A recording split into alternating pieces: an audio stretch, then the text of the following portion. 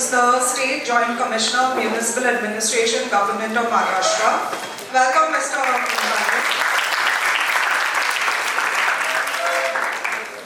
Ms. Preeti Patkar. She is the founder of Prerna NGO and a great mentor to us. Ms. Audrey DeBello. She is the Executive Director of Majlis, again our legal aid partner.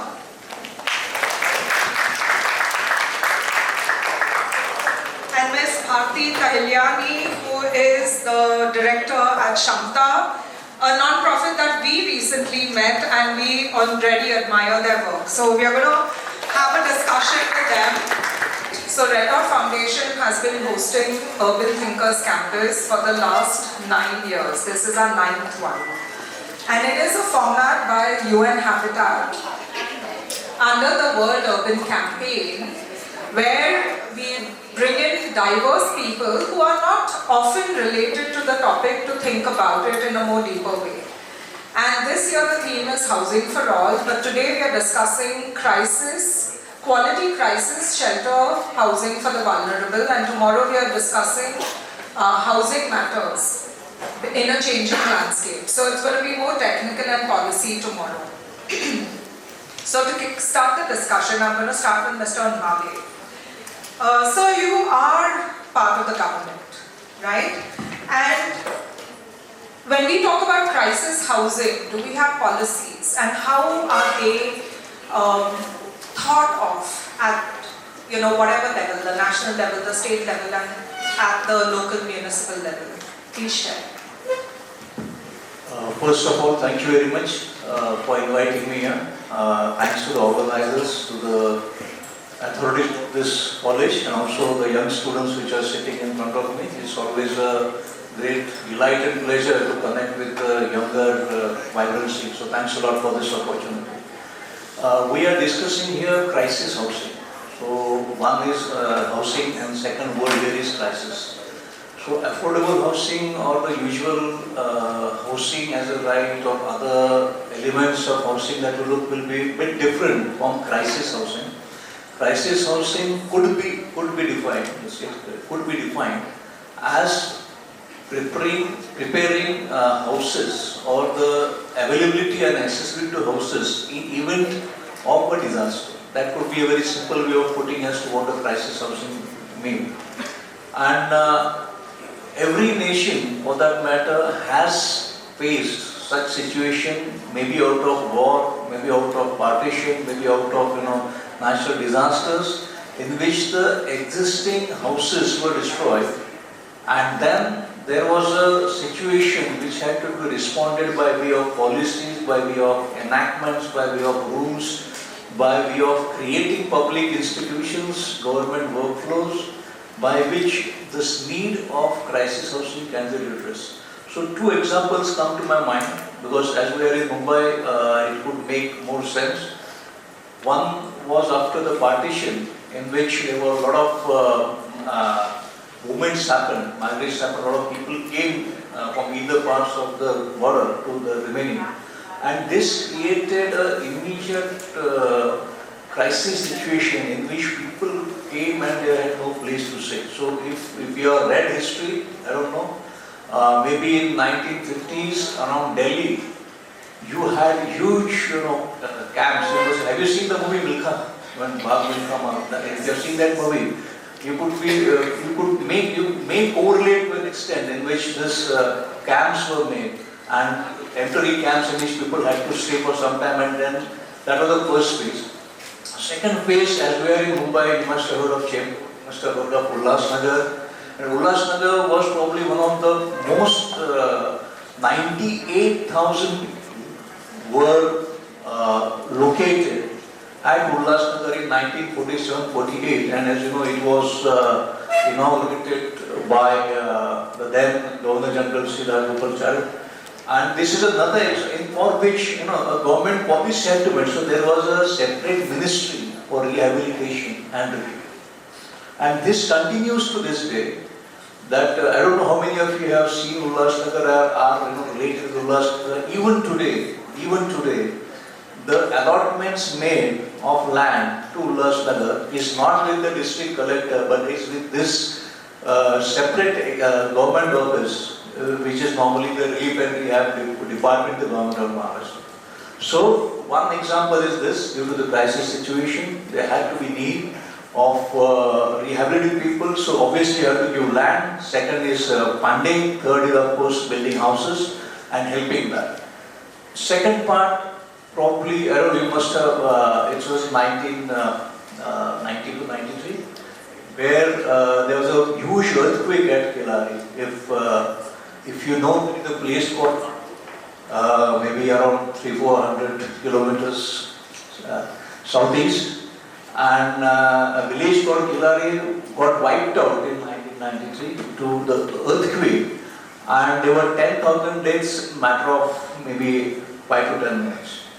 And the entire that Latur district, that Kelari part, was villages were devastated. And then this is a second illustration of having a crisis housing, in which a lot of relief supply was made available by a lot of countries around the world. Government had to create a setup. Supply material was delivered, and then land leases had to be given. So then you must have heard of the NDMA, or the National Disaster Management Authority. This authority got created as a response to the Latur earthquake. And then you also must be aware there is an act called as National Disaster Management Act. This act is used whenever there is a crisis situation, and although the Disaster Management Act framework is more of rescue and retrieval. In disaster management framework, you first rescue the person, you retrieve it, and then rehabilitate.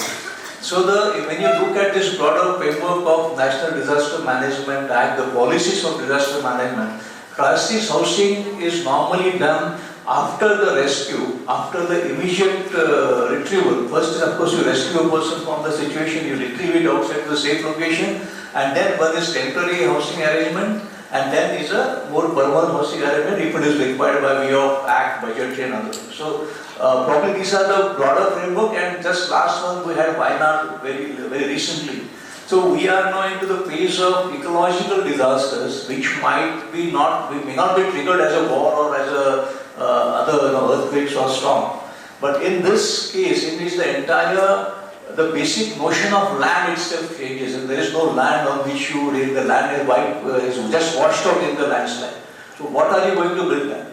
So this is the third case in which whenever there is such disaster, we have to rehabilitate the entire location to safe areas. So the government normally allots the land which is available or acquired from the people to the persons who have to be rehabilitated, and the lease of lands is given.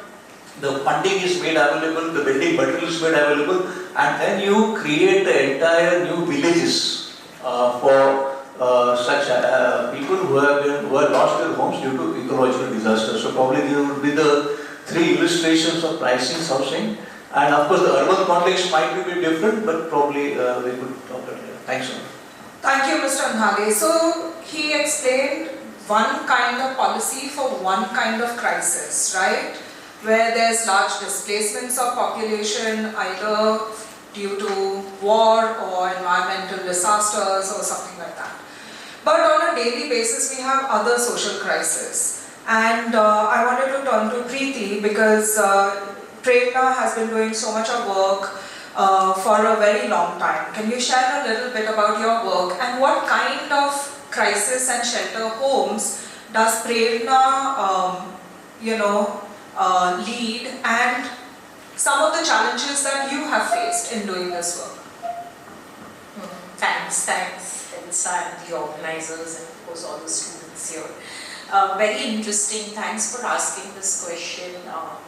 Because the kind of work that Prerna does and the community that we work with, I often find are not on our list of priority at all. So Prerna basically works with victims of human trafficking for commercial sexual exploitation. So young girls and women who are rescued from the sex trade. And I don't think there are any crisis centers for them. none of the, whether it's rural, urban, semi-urban, you do not find crisis centers for them. If at all there are some centers, then that's because the civil society has taken the initiative to set up these shelters for them. Again, we spoke about one kind of crisis, and I think for all of us sitting here, we should be able to define crisis very well, because very often for us, when we say crisis, it's something very big, and when it involves a large number of people. And I think as a state, we tend to intervene when that large population also includes a lot of privileged population. And forums like this, I think we should give visibility to the often kept invisible population, the most marginalized and the underserved, and also think of crisis shelter, crisis facility for individuals. We forget that even individuals face crisis. It's only when it's a large group that we tend to respond, and we tend not to respond when these are individuals. And when it comes to children born in the brothels of the red light area, or women themselves who live in these brothels, we do not think of the fact that they face crisis. Okay, we never, even during COVID, we spoke about shadow violence and all that, but we never took them into account, and we never discussed about the kind of violence that these women were facing in the brothel during COVID. So thanks again for involving us and asking this question. So when it comes to crisis, like I said, there are no shelter facilities for women in the sex trade. What women have in cities and also in other district places is, under the Immoral Traffic Prevention Act, we have something called a protective home. So Mumbai city has 2 protective homes, and in the entire state of Maharashtra, we just have 4 protective homes. And these are for women only if they are rescued by the police. So if a woman decides that she wants to move out of the brothel, wants to move out of this vicious cycle of sex trade, then she cannot access these protective home. It is only when the police conducts a raid, and it's only with the intervention of the police and the court that she can access the facilities of these so-called shelter facilities. Then of course, Maharashtra has something called, which in the north they are called Nari Niketan. So we have Swadhar homes. But again, we all want to do good. We all want to serve the underprivileged, the marginalized, but we only want to open our doors to safe and good people. So I'm so grateful Urja did this activity on safe spaces, but I feel safe spaces are again just for the privileged. We do not create safe spaces for certain categories of people. So for women in the sex trade, I will interview her, I want to know her character, I would want to know uske addictions kya hai. So many indicators before she can get entry into the safe space during crisis. So usko easy access nahi milta hai. So we have these homes, but again, I often think we sort and grade even before we offer services or render services. We decide humko kisko dena hai. So we are forever dividing people between the good and the bad. And obviously women in the sex trade they always fall under the category of frivolous, bad, loose character women, so we do not want them. Then you also have short stay homes in Maharashtra again, but the situation is the same. If any woman is to disclose that I am from the sex trade, she's not going to get easy access. Then of course we have now the one-stop crisis centers, and I think when there was the public-private partnership model, these women had better access, because again there was a civil society involved there. But now that the civil society have been pulled out, again our women are not finding it easy to access this by disclosing that they are women in the sex trade. So if they lie and they try and they try and tell you a story that you like hearing. Then they have entry to these facilities. So we have these one-stop crisis centers as well. And then of course we often talk about, we say when we talk about women, let's also talk about their children. Because very often women come along with their children during crisis. And of course BMC also has open shelters for the homeless. Again, when there was public-private partnership in this scheme as well, it did a fabulous job. The Bombay Municipal Corporation released funds on time. They were there during COVID, they were there to support these facilities. But again, that has sort of taken a little less priority now. And even there, you find, if she's from the sex trade, then अरे बाप रे वो sex लेकर आएगी और ये open shelter भी brothel बन जाएगा. So let's not have them. And then of course we talk about children. So if a woman comes with a child, again there are restrictions by law. So if the child is above 6 years, then the parent and the child get separated. She cannot stay with the child. So these are some of the restrictions that we have, and I think if we are going to describe and visualize safe spaces, then I think the indicator definitely should be inclusion. Is it open to diverse population, and are we inclusive in every aspect of that facility? So I feel that is one indicator which is very important and definitely denied to this group of population that we work with. Thanks. Thanks, Preeti.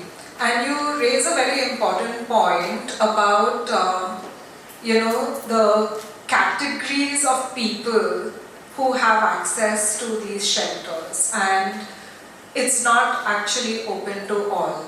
Yesterday we had the privilege, some of us went to Urja's shelter home in Dadar, and we saw for ourselves.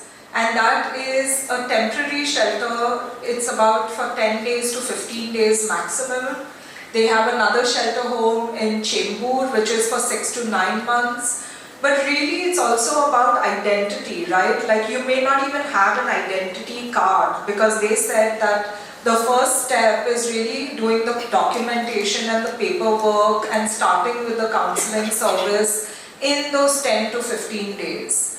And none of this is an isolated case where it's only about one individual. It could be about the family as well. So we live in a society which has a lot of social norms. There's a lot of stigma attached to why you want to leave your home and come to some place like this, or why are you in a situation where you need a place like this. So just some things to think about as you embark on your career and start designing for, housing or shelters for different kinds of people. I want to turn to Audrey, because your work is legal, right? And everybody has the right to live in dignity.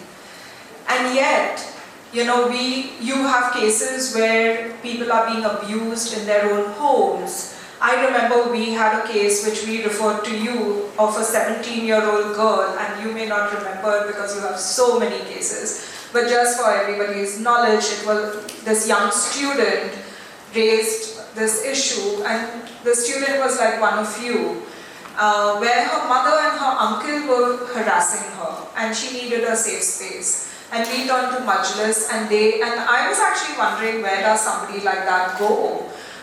She had even made a police complaint, but because the mother and the uncle had great connections with the police, that was not being taken seriously. So what happens when the system can be unresponsive to your needs? Where do you go? So what are the options, Audrey? And I'm sure like that you have so many cases. Thank you, Edson. Just for the record, I remember each and every one of my cases, as many as they may be. Just so great to see young people be sitting for these 3 days to understand issues, and really all credit to be concerned and want to even think about it. So thank you for having me. My name is Audrey and I work with Majlis, and we work with cases of domestic violence and we work with cases of sexual violence. And our work involves representing them in court, ensuring their access to justice in some way possible, but also to work at rehabilitating, rebuilding their lives. Because often you hear this word, don't call them victims, right? Call them survivors. And I always say that it's very easy to change the nomenclature and just use the word survivor, but to be a survivor, you really need a lot of support. A lot of support from every person there to be able for you to actually come the other side. And any of you who have been in a crisis or have been a victim of any incident will know this, that you need to be able to be handheld, to be supported, to be cared for, to be provided, and then you become a survivor. And I think we all need to then contribute towards that journey, right? I was really happy to be part of this whole conversation about housing, because I myself don't think of it in a way that, what does housing look like? And for a woman, all of you girls sitting here, a lot of you mentioned home is my safest space, right? But look deep into our hearts, and if we kind of look at our situations, whether it's our own homes or our families or friends, we really know what is really happening in homes, and sometimes they're not that safe. In fact, they can be very abusive, they can be very violating, and especially for women. And when these homes become abusive and violative, women don't know what are the other options, because we are so conditioned to understand that home is the safe space. Each one at every table spoke about home being the safe space. And when that very safe space is violated, either because of domestic violence and or sexual violence, you need to step out, and nobody has taught us what that stepping out looks like. We're not built with you in mind. Nobody thought, I don't know where the government sits and does these discussions where they take young people and say, if you were facing a crisis, what should that home look like? Because I don't know if any of you know these homes, even for your friends and family to refer, but if you can even ever think that, will I go to that home? And why won't you go? Because very, very, very regular issues. The first thing you're thinking is, what will that sleeping look like? Or, this is my everyday life. How will I go to college and come back? Or if you have young children, how will I take them to school? Because mothers and children's school is like, nothing can come in between that. Or, we completely forget that just because a woman is facing domestic violence or sexual violence, she doesn't have caste, class, community, religion, practices, nothing. We've forgotten all of that. Suddenly she becomes a jund which should just stay in some home. And that's not our reality, right? You can come from any class, any caste. These are very important issues for you. Your practices, your routine, and has the government ever thought about that? In this 40 years of what I would call the new women's movement, children's movement, we've never imagined that. And it is people like Preeti, Tai, and with Shamta and Urja who have at least tried to imagine something that looks different. But what are women looking for if you are saying, we all say zero tolerance to violence. Nobody should tolerate. All of you know these words. I will not tolerate violence. But it's a joke. Because if you're not tolerating violence, where will you go? A friend's house? And for how long? And because you were in the friend's house, what your family is going to say about you? And after you, if for a longer shelter you move to these shelters, it is almost like then cut off from life. Don't have anything. Go far away to some remote place and live there as a shelter. And I genuinely, want our government and us as a society to imagine that yes, violence in the home exists, it's a reality, it is happening to 1 in 3 women. That means 1 in 3 women sitting in this room is facing some kind of abuse, some kind of violence, and we need to be openly talking about what are the alternatives. Thank you, Audrey. I think that is very, very important because we weren't working on domestic violence till the pandemic. And during the pandemic, you know, the rates of reporting domestic violence went through the roof, and we started getting a lot of calls saying, what are my options? First of all, everything was shut down. And then when I looked up in Bombay, you have just 2 one-stop crisis centers. And for suburban Mumbai, and I know Preeti, we've discussed this on a panel before, but it shocks me even now that it was in the female beggar's home in Chembur.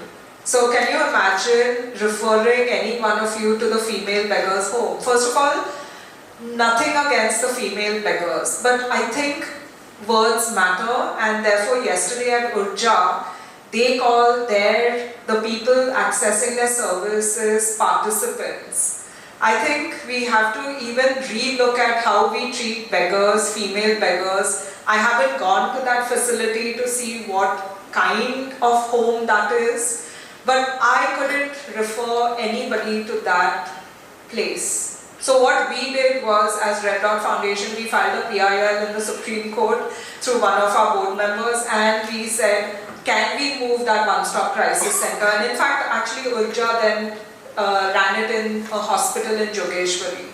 But think about it, right? If you are in a crisis situation and you're being referred to the female beggar's home, and Preeti actually tells me that it's a full complex and it wasn't that space. But just by looking at the label, the header, would you even go there? Or would you refer somebody there? And that's why I think it's very important that we know what resources are there. We can imagine what we are getting into, and that when we get there, it matches with our expectations. So I know in architecture you have a lot of designing based on personas, right? So what we are trying to tell you is imagine that, and maybe the government needs help to think about these personas of people who might access various facilities during different kinds of crisis situations. So coming back to what then are the kind of shelters that we have in such a situation, and I think Majlis refers to Shamta. So I'm going to pass it on to Bharti to share a little bit about her work, because she runs a shelter in Thane but also supports the government in their shelter homes. I'll skip the formalities. Thank you for calling me here and calling Shamta here to be a representative. It's an honor, Preeti Tai, that I'm sharing the stage with you and Audrey too. So it's a little nerve-wracking for me. But you have been my inspiration, Preeti. So thank you for that. We don't get many mentors in the work that we do. So if you have somebody you look up to it, you're very lucky. I must say that. Okay, so back to what Shamta does. Okay, I'll start with the story because then you will know what Shamta does. Many years ago, I was in a brothel area right in Thane. Okay, and this woman who comes up to me. I was there with another NGO doing some other work. So this is not what I was doing at that time. She comes to me and says, "Didi, mujhe nikalna hai yahan se." And I was a rookie social worker. I didn't have any resources, no network, just my first few months in the work that I was doing. And I was staring at her and I'm like, oh God, I don't have an answer for her. What do I do with her? And I could not help her. I left that job. I went back and this haunted me. It's like I'm in the business of helping and I cannot enable this young woman to actually leave, because then there is a plethora of things that come into play and I'm not able to provide that. Okay? Nonetheless, the backbone of it was, ye rahegi kahan? Where will she stay? And I had no answer for it. But I went ahead, spoke to a couple of people in confidentiality and said, "Can you please help me help her?" The moment she stepped out of that area, came a whole journey where I had to put her in a friend's house because you need immediate help and housing. Okay, obviously you can't inconvenience people because normal society gets inconvenienced. So then I had to look for another center for her where they said, नहीं 15 दिन में इसको निकलना है, 15 दिन तक आपको हम इसके लिए दे सकते हैं.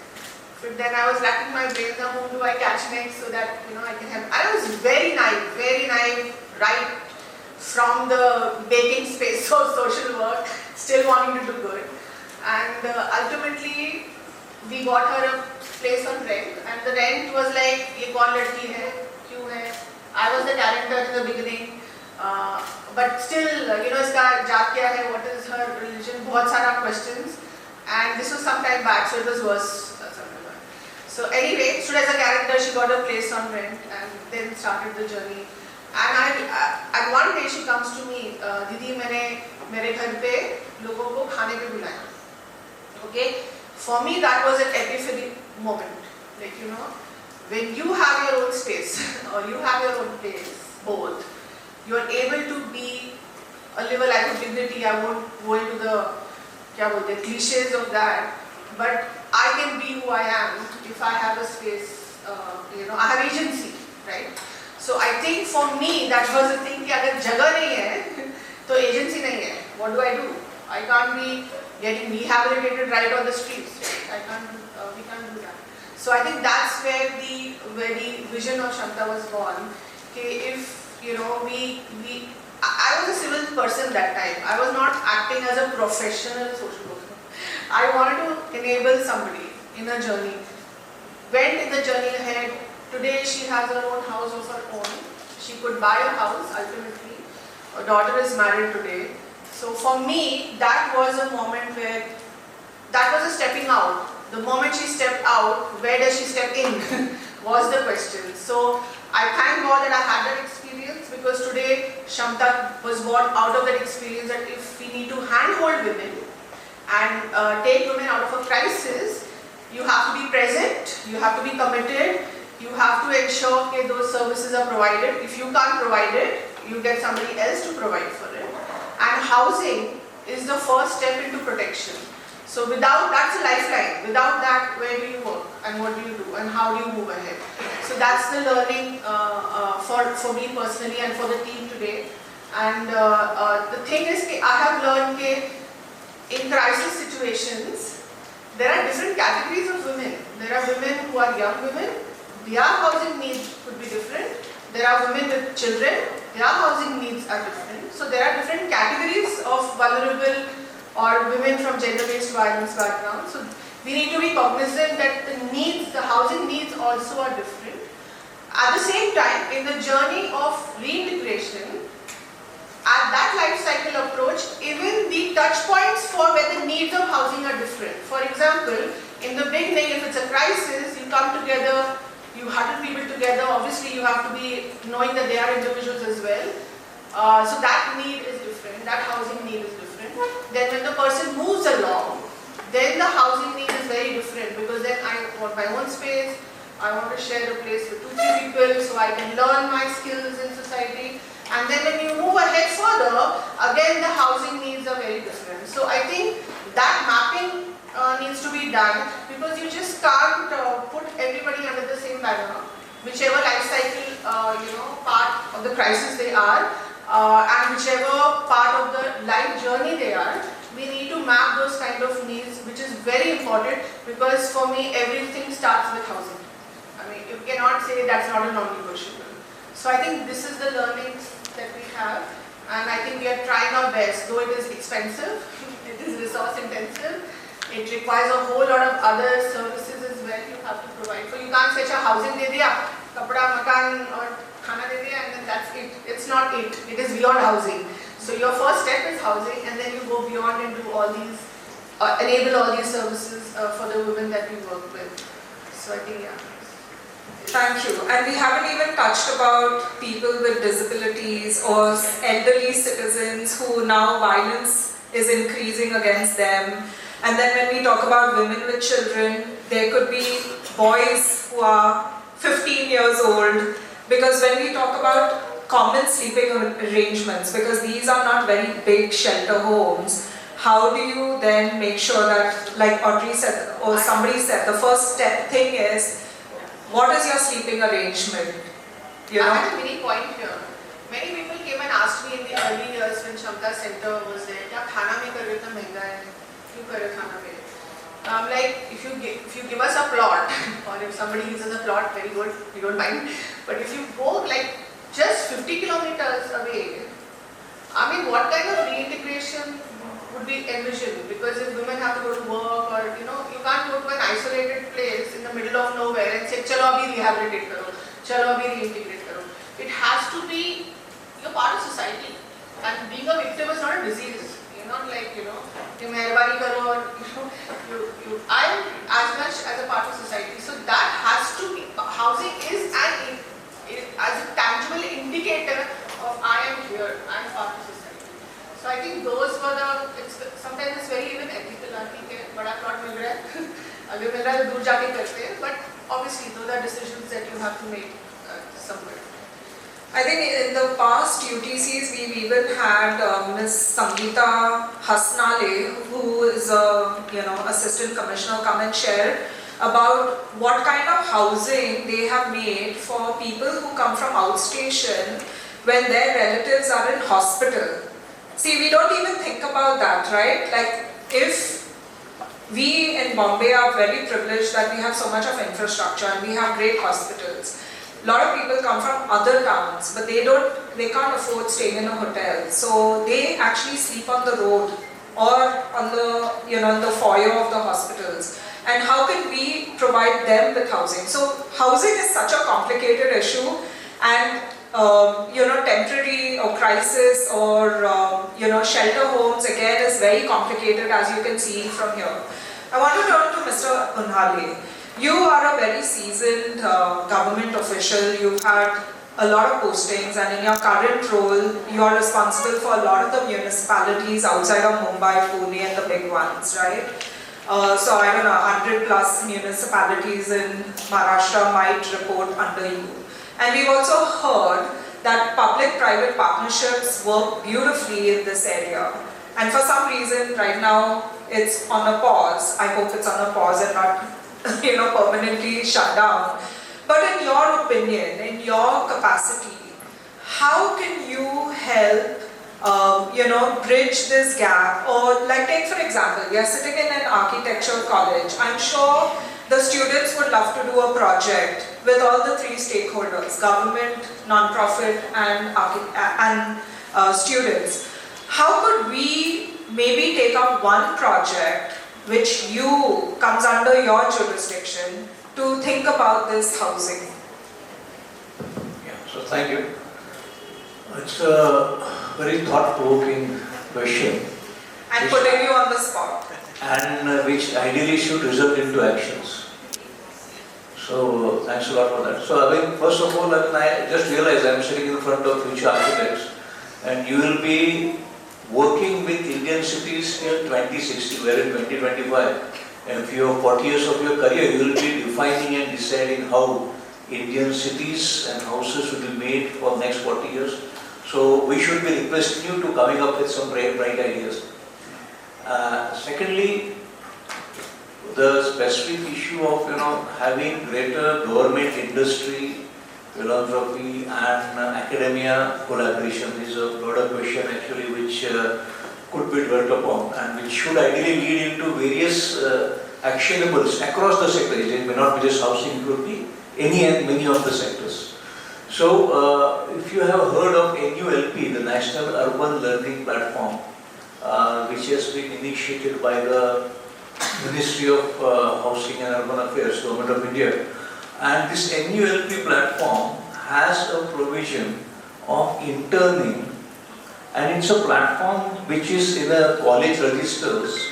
The students also registers. In that.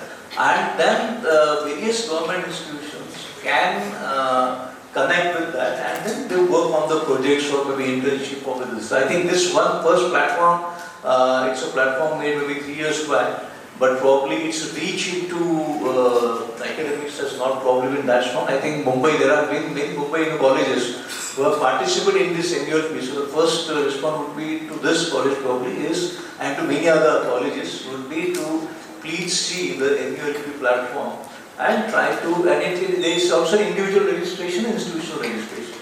So it may not be just BMC, it may not be just urban development, it can be any various sectors in which it's not exactly a order of internship now, but it connects various institutions and students, even the GRF scholars and young professors, to this opportunities of working with policy making and policy execution and also monitoring and implementation. That was one easy doable. Secondly, when it is said that how exactly are we going to design a house from your perspective, which is in relation, in consonance with the framework in which you are going to work. Like obviously there is going to be a land market, as Madam said, land is not easily available. So if no land is available, nothing can happen. So what are you going to do about that? Second is the finance. If you want to construct, it's going to cost you money. Currently, you might be knowing it's around 2,500 to 3,000 rupees a square feet is the cost of civil construction of a house. 2,500 could be so. So when we are thinking, and when I am taking this opportunity to speak with young architects, I will request you to please think beyond the routine that our generation probably has made. Because every generation has to create their own solutions. You are not going to depend upon your parents or your grandparents as to what now are we going to do. It's your engagement with your destiny. You have to find your own solution. I'm sorry for that, but it may be a different context I'm putting in. But this is also going to be important because you will have to be innovative, adaptive, learn around what's happening. It's only then we can create solutions for housing, because as Ma'am said, housing is the crux. You won't believe when I came here for studying in 1992, and when my hostel got over, I had no place to stay. And one of my friends, who is now the additional DGP in some other state, and myself, we are staying in a room besides a brothel in Forest, the Mumbai area. So even coming from apparently privileged, locality, privileged class, caste, and even being a male, in that context, I was without a home here in Mumbai, and I was staying as a parasite with a friend who now is an additional DGP. But at that time, it was a room just besides the road. So very often I remember I has to, literally push out the customers to go to take the staircase to enter my room. So of course it is just trying to, share, as Ma'am said, that very many individuals in very different situations need housing, which probably a single solution is not going to provide.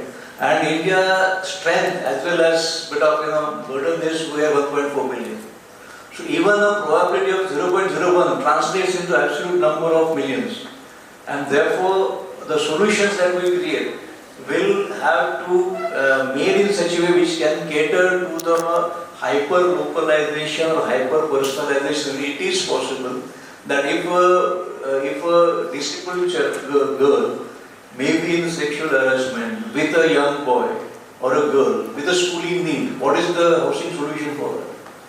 So if you try to think housing as a solution, made applicable to various roles and situations, you will have to come up with different frameworks. And if you're into design, so you know space, you ought to know time, which many architects don't know. Try to contextualize time for the space in which you are working, and also the hyper-personalized situations in which individuals are. So that, and maybe last one probably have extended into issues which are other than architecture, maybe what you had asked. But because of the size, India's population size, please remember that there is a standard distribution called as Gaussian distribution, the bell-shaped curve. And anything that you do normally caters to 63% of the population. That's the standard statistical framework which is used in the standard Gaussian distribution. That any solution that you devise normally is suitable to 63.4% is the number. Rest the solution is not, really feasible. So any solution that you are taking into, you have to consider the deviations into the sample size you have. So it's called a standard deviation, sigma deviation 1, 2, 3, 4. And the solutions that you make as an architect, just correlating that, maybe can now be hyper personalized. There is a lot of digital platforms available, a lot of digital technologies available in which you can have predictions, you can have virtual framing, which is otherwise not possible, which was not possible earlier with the paper-based listing. So, sorry, I don't know what I'm answering to what question. Sorry about that. But probably I felt I should seize this opportunity of sharing this concern and that is a young professional architect who will be shaping India for next 40 years. Thank you and sorry. And give us an opportunity to do a project so that we can translate it into action. Yes, very much. You know me, I'm going to follow up on that. Yes. But I want to turn it to you. If you have any questions for any of our guests, and refer to them like by name so that we know who you're directing it to. And come in the front and ask the question because we won't be able to hear you. So I'd like to ask each one of you, what are the challenging situations you have faced which is not regular to your line of work? Just wondering, obviously with recent events, very topical, forcing us all to think again about culture more broadly. All the problems and crises that you're addressing are obviously in the context of that wider picture. So I value your reflections on that as well. India, because India may be a safe space at some point for them. Okay, did we all decide something that I wanted to mention, which I thought I would do during the afternoon session. But sir may not be there, sir, this is for you. So we want to congratulate Bombay Municipal Corporation because in 1987, when Prerna for the first time, sir, with the community designed a night care center for children of prostituted women. It was the first ever, and I think Bombay Municipal Corporation was for the first ever municipal corporation who gave us space in a municipal school to start this night care center. So on behalf of all of us, so that we can take it back to Bombay Municipal Corporation, I would really like all of us to clap for the Bombay Municipal Corporation because believe me, nobody wanted the children to come into, children born in the brothels to enter a municipal school premises because they thought, children from good families would be influenced by these bad children, and Bombay Municipal Corporation supported us in our vision, supported the women and the children in their need to have a safe space. So sir is just not very happy about being congratulated. He's very shy, but truly commendable. Somebody is telling us 1 minute, so I don't know whether we can speak about the challenge. You can just talk briefly. So I just wanted to speak about one challenge which was in 1996. There was a newspaper article in the Indian Express which said that, it is because of prostituted women that HIV is spreading everywhere. And at that stage, Mumbai reported the highest cases of HIV. So the then Chief Justice of Maharashtra, I just want to bring in how we are well-meaning and we mess up. And one of the things that we mess up is because we are not asking the community what they want. So very well-meaning Chief Justice converted that entire newspaper article into a suo motu writ petition and said, we have the Immoral Traffic Prevention Act. Bombay is the capital of, trade and so much money coming in. We are a rich city. So if there are 50,000 sex workers, let's rescue all of them and rehabilitate them. So they, he asked the police, use the Immoral Traffic Prevention Act and rescue everybody. And they were so unprepared and they rescued, and by the time they rescued 500 plus women and children, the police didn't know where to keep them. So crisis and where do we keep them? So then somebody, people like us and the civil society said, but there are so many shelter facilities in Mumbai. In those days, there were more than 25 shelter facilities. So let's send the children to children's home and women into women's shelter facility. Within 1 week, all these organizations approached lawyers and went to the Chief Justice saying, we don't want these women and children, they are bad, they want alcohol, they want specific kind of food, their sleeping patterns are different, they want cigarettes, all these things, and you won't believe it. Within the next 1 month, with so much of pressure, the Chief Justice said, let's create separate homes for these women and children.